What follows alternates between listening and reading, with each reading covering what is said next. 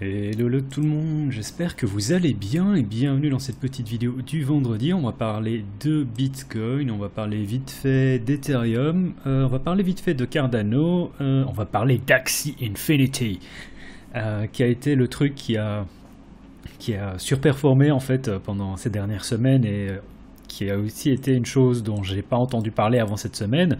Et bien sûr, le temps qu'on en entend parler généralement, c'est qu'il est trop tard. Et là, on peut voir, enfin, on va voir tout de suite que, en effet, il est un peu tard. On va regarder aussi SLP. Il y avait quelqu'un dans les commentaires il y a quelques mois qui m'a demandé est-ce que tu peux regarder SLP, et je m'étais dit mais qu'est-ce que c'est que ce truc qui s'appelle Small Love Potion, et en fait ça fait partie de l'écosystème d'Axie.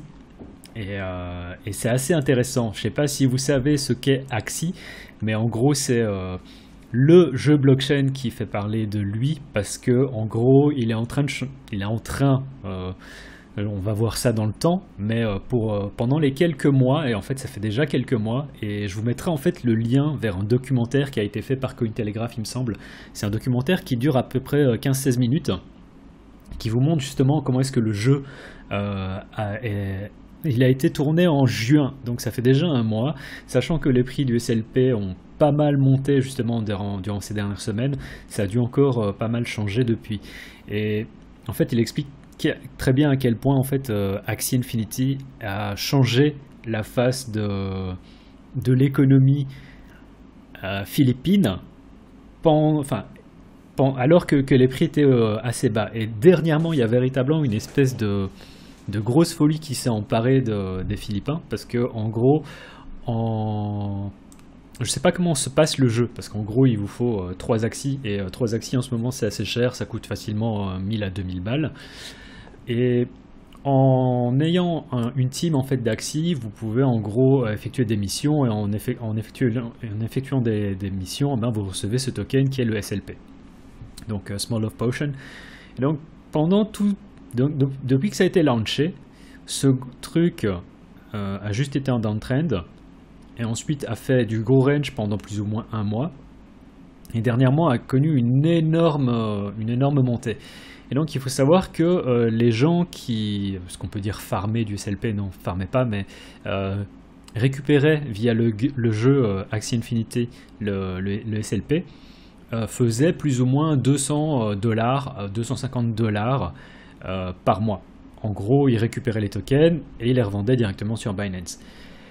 On peut voir que dernièrement, le prix du SLP a énormément monté, ce qui fait qu'il y a des gens qui se sont retrouvés à pouvoir gagner 200, à gagner plus que 200, mais à justement gagner, comme on peut voir ici, vu qu'il y a une augmentation de 170%, des sommes qui étaient autrement plus confortables, à savoir 500, 600, $700, alors que le salaire moyen, généralement aux Philippines, est aussi de $200.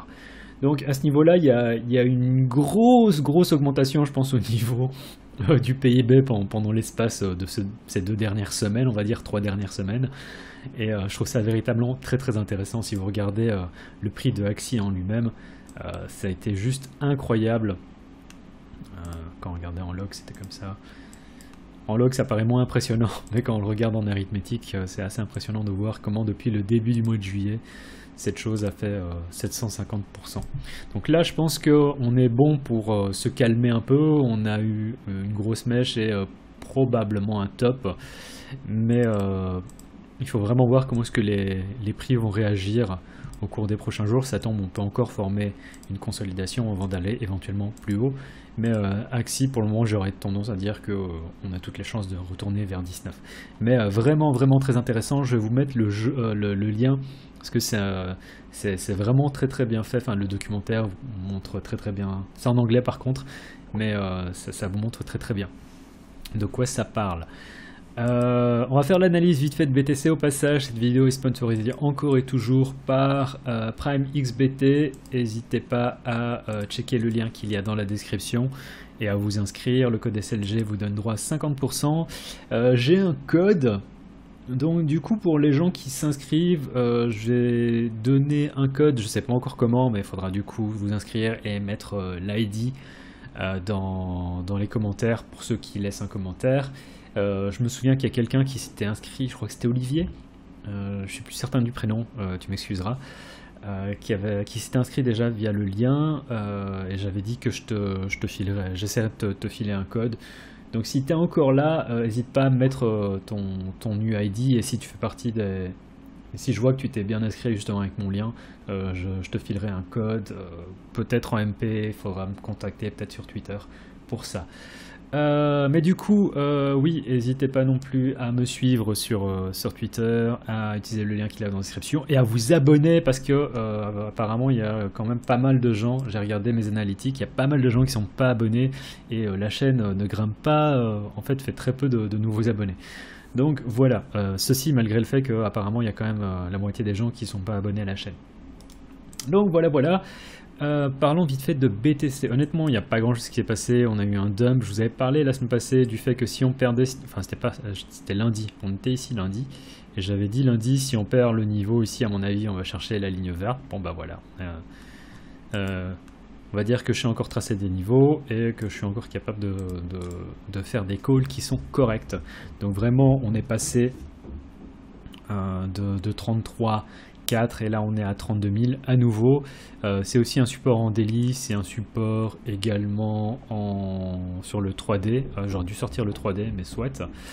Et là il faut simplement espérer qu'on fasse un bounce. Si on fait un bounce, toujours la même chose. C'est quoi? C'est ça fait office de résistance. Si on passe au-dessus, on peut commencer à peut-être parler quelque chose d'intéressant, mais c'est à voir vraiment en fonction de ce qui va se passer. On peut regarder en intraday. Ça pourrait être assez positif si maintenant on récupère ce niveau. Ça c'est quoi? C'est un sommet. Si on a ce sommet ici et qu'on arrive à faire une cassure de structure de marché en 4 heures, ça fait hop, et là c'est bien parti parce que si on regarde vraiment si on va regarder sur des échelles de temps plus petites, c'est pas pour l'analyse, enfin si ça va être pour l'analyse vite fait, mais je vous donne pas de setup de trading. Mais ce que je trouve intéressant, c'est on récupère ce niveau. Si on récupère ce niveau, c'est une première chose qui est intéressante et à mon avis, on peut tout à fait venir chercher ce sommet-ci. Du coup, là, c'est vraiment du trading de niveau à niveau et de se dire que, oups, si on récupère les 32 000, et on va regarder ça après en 1 heure, on a toutes les chances de venir chercher ici. Et au-dessus de ça, comment est-ce que je pourrais voir ça? Il me semble que le range dans lequel on évoluait lundi, voilà, c'est vraiment ça en plus. La partie haute de lundi et ça c'était la plus basse de lundi. Pour ceux qui tradent les ranges d'ouverture de semaine, en gros on a également une setup, c'est-à-dire que si on récupère ce niveau-là, je préférais davantage qu'on ait une confirmation avec une structure de marché ici. Donc voilà, mettre ça en jaune, c'est bien le jaune. Je sais pas si ça se voit, je vais mettre ça en bleu. Mais en gros, si on arrive justement à faire, donc là on aura première cassure de structure de marché, on arrive dans cette résistance, si on arrive à passer au-dessus de la résistance mais au-dessus de la ligne bleue, c'est sur la ligne verte que j'essaie de prendre des longs pour viser moitié du range, c'est bien, un truc comme ça. On n'a pas forcément énormément de confluence, mais davantage viser la partie supérieure du range, et là on arrive directement à 34 000 à nouveau. Donc je sais qu'on a eu une action qui était, enfin des prix qui n'étaient pas géniales tout au long de la semaine, mais là on a un début de choses qui me semble intéressant, et si on a une confirmation en 4 heures, première target, c'est à partir des 32 000 chercher les 32 800, et si on arrive justement à casser à nouveau ce sommet, là je pense qu'on est bueno, dans le sens où peut-être qu'on va faire un truc comme ça, mais si on est bueno, si on arrive à casser ça ici, je pense qu'on a toutes les chances de revenir vers chercher 34 000. Ça c'est la manière dont je vois mes niveaux. Et quand on regarde vraiment sur des échelles de temps plus petites, ouais, on a toutes les chances de faire un truc comme ça. En fait, là je sors le 5 minutes, mais... et je sors les volumes. On a eu vraiment des gros volumes qui sont arrivés d'un seul coup. Là, on a une consolidation sur laquelle On tient vachement bien, on est sous résistance, donc il faut attendre. Mais on travaille, on travaille, on travaille. Et je pense qu'on a vraiment toutes les chances de venir casser ce niveau. Et je verrai terriblement bien ça arriver. Donc, on arrive sur niveau en hebdo, on peut voir résistance, support, support, support, support. Du coup, résistance, ça semblerait logique. Et ici, vu qu'on a eu résistance, résistance, résistance, retest en tant que support, on espère qu'ici, on trouve justement le support pour aller plus haut. Et voir comment est-ce que ça pourrait évoluer. Mais je sais que franchement, quand on regarde le daily, il n'y a rien qui s'est passé. Et je vais pas vous dire, ah voilà, on va aller directement à 40 000. Mais, parce que honnêtement, en daily, bah, il n'y a rien. Hein. Faut pas non plus que je me voile la face. Là, ce qu'on a eu, c'était un tout petit pump. Mais on a potentiellement, vu qu'on est sur un support en daily, un potentiel retournement qui se met en place, mais c'est vraiment sur des échelles de temps petites, sachant qu'on a encore une résistance à 32,8 et puis à 34. Et comme j'ai déjà dit, ça fait déjà un certain temps que j'en parle, si on passe au-dessus de 35, c'est là qu'on est bon pour se dire ok, on retourne éventuellement dans la partie supérieure du range, parce que là on a le range qui est vraiment séparé entre la partie supérieure et la partie inférieure, et il faut espérer qu'on repasse dans la partie supérieure, parce que comme j'ai déjà dit, et c'était très très vite hein, lorsqu'on était ici. Même quand on était ici, je vous avais déjà dit, parce que j'avais acheté, j'avais acheté toute la descente ici et que j'étais en gros stress.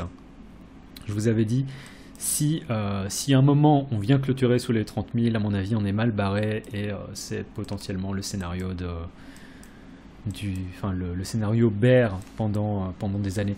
Et honnêtement, j'ai pas envie qu'on casse sous les 30 000 parce qu'il y a énormément de gens qui pensent, et je suis pas de leur avis, qui pensent que voilà, si on casse les 30 000, on va aller à 25 000 et on va remonter. Non, moi je pense pas. Moi je pense, et c'est davantage par rapport à une expérience le fait d'avoir vu comment fonctionnait BTC au cours du temps, qui me fait dire que si on vient casser les 30 000, à mon avis, on a tellement de choses qui sont remises en cause, donc qu'à mon avis, on va pas faire un truc comme ça.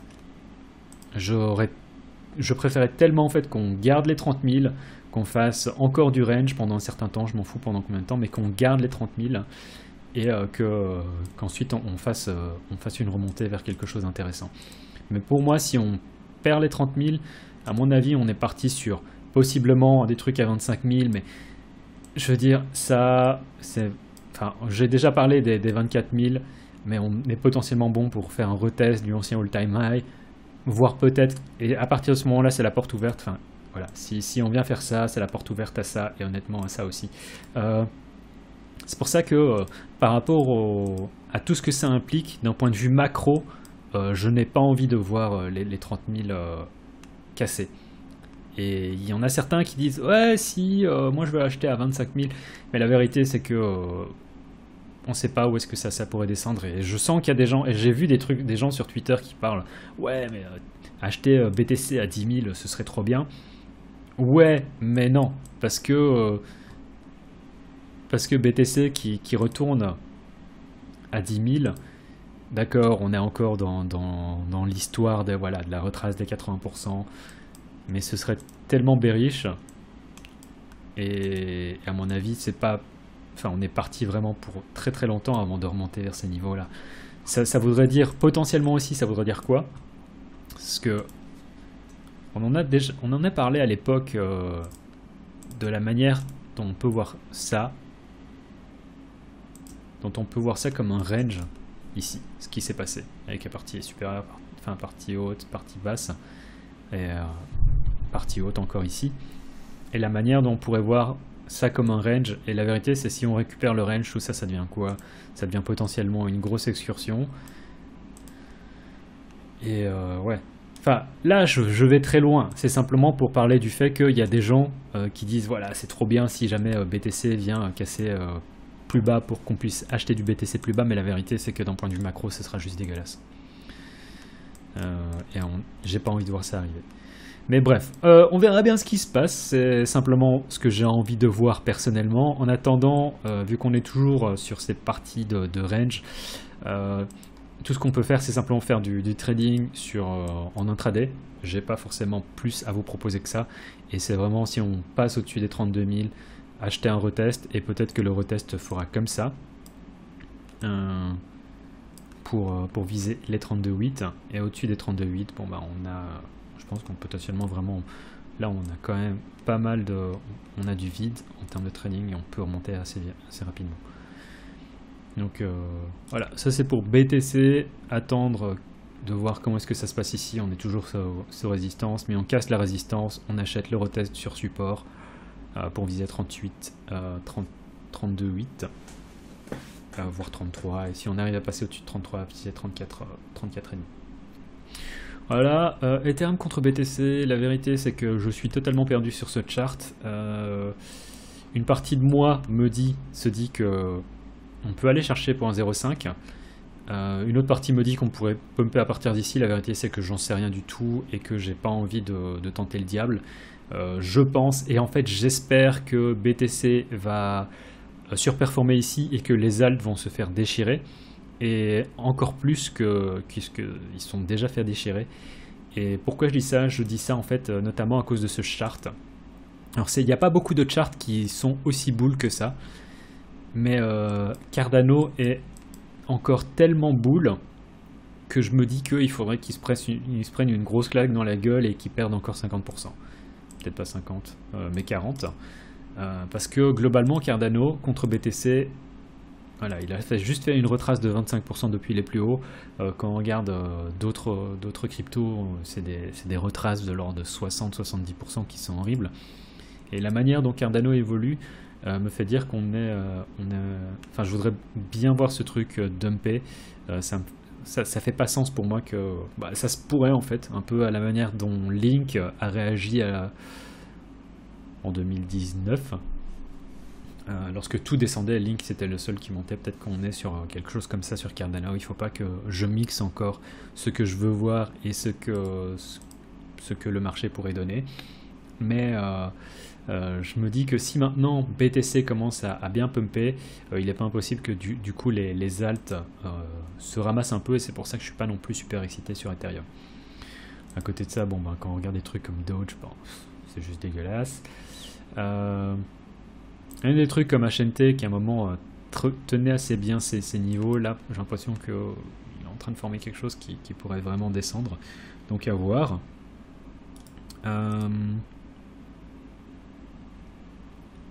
Et ouais, du coup Ethereum contre USD, si on commence à avoir davantage de force sur BTC, je me dis que ça vaut pas la peine de prendre un long sur Ethereum. Donc pour l'analyse, on est sur support en daily, je pense, quoi qu'on est en train de casser ça. On est un peu sur dernier support, hein. Je crois que ouais, j'avais dessiné ça ici. Ça c'est le dernier support en 4 heures. Et peut-être qu'on peut faire un bounce, mais on est repassé sous la résistance en daily. Donc je préférais ne pas toucher à ça pour le moment, même si je verrais totalement bien ça aussi remonter si jamais BTC arrive à remonter également. Et donc davantage concentré sur BTC. Et sinon SLP, j'ai pas trop envie. Enfin, quoique là, c'est vraiment l'endroit où est-ce qu'on prendrait bien un short sur SLP. Donc, c'est quoi? C'est support, cassure, retest. Ça, c'était l'endroit où est-ce que vous vouliez shorter. Avec simplement même un stop ici. Et là, ce serait pour reviser ça. Ouais, en fait, SLP c'était tellement prenable en fait ça. Et reviser cet ancien creux ici. Bon, je suis assez curieux de voir comment est-ce que ça aurait pu évoluer. Axie, c'est la même chose. Axie, il y a énormément de volatilité. Il y a eu 2 fois le setup qui s'est présenté, dans le sens où, alors je l'ai joué une fois, je l'ai pas joué la deuxième fois et je regrette énormément parce que ça aurait fait 3 R. J'ai joué celui-là à 1.8R. J'ai pris mes profits assez rapidement, j'ai pas voulu tenter le diable. Mais Axie, là on est à nouveau sur quelque chose où à mon avis on est bon pour continuer à chuter. On a eu vraiment une montée qui était incroyable en l'espace de 2 semaines. Je crois que c'est 700%, hein, c'est ce que j'avais dit, en l'espace de moins d'un mois. Donc je pense qu'on peut encore évoluer positivement, hein, sur Axie. Peut-être qu'on va faire une consolidation, mais pour le moment j'aurais tendance à davantage dire qu'il faut qu'on fasse des petites retraces. Trader peut-être davantage ici, ça pourrait être intéressant parce qu'il y a plus de volatilité, il y a des niveaux qui sont bien définis.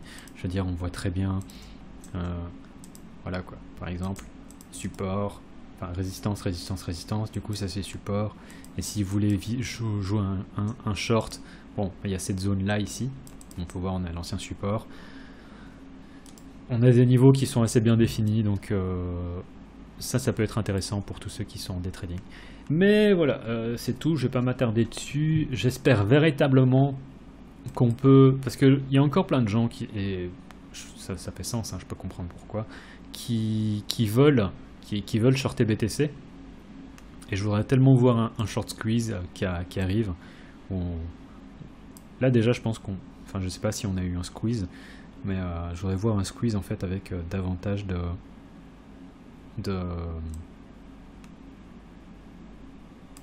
conviction et aussi avec du volume, plus de volume que ça en 4 heures ou en daily. Et à partir de ce moment là ça pourrait être intéressant justement. À mon avis il y a un ensemble de stops qui sont là, et si on vient chercher ici on va avoir un mouvement qui risque d'être bien puissant. Mais bon, toujours en attente. J'espère que la vidéo aura été...